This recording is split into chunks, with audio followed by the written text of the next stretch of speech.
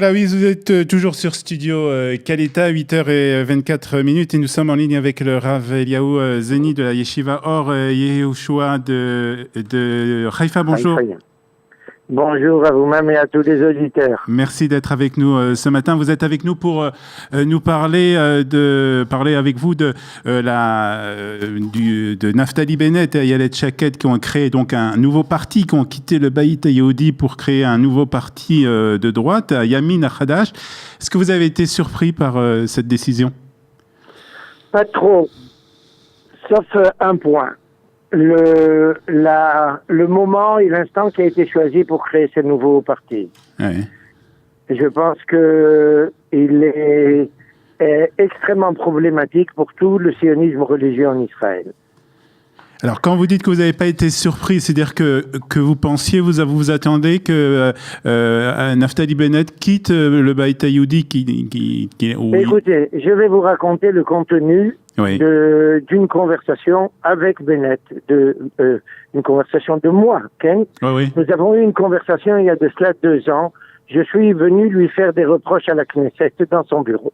Okay. En lui disant, écoutez, vous êtes assis ici sur le siège qui a été préparé par des grands Talmidei Chachamim, mais en particulier le Rav Reines, qui est le fondateur du Mizrahi dans l'histoire juive. Et vous êtes ici sur ce siège, sur son siège et sur celui de tous les Chachamim qui ont créé tout ce sionisme religieux, et vous vous moquez éperdument de tout ce que disent les rabbins. Vous n'avez pas le droit. Et si encore il s'agissait simplement de décisions concernant des problèmes de sécurité, des problèmes d'économie, ou j'en passe, et que dans ces domaines-là, vous considéreriez que les rabbins ne sont pas tout à fait l'adresse, mais au moins concernant tous les problèmes juifs, tous les problèmes religieux, au moins écoutez-les. C'est-à-dire vous n'avez même pas fait l'effort, et je lui ai reproché, vous n'avez même pas fait l'effort d'entendre ce que nous avions à dire. C'est-à-dire que vous avez reproché à Naftali Bennett de ne pas écouter les rabbins pour prendre certaines décisions importantes. Non, il n'a pas écouté, il a écrasé toute l'autorité des rabbins. Il l'a réduit en poussière. Dans le monde sioniste religieux. Et là, en fait, comme on dit en hébreu, il s'est tiré une balle dans le pied lui-même.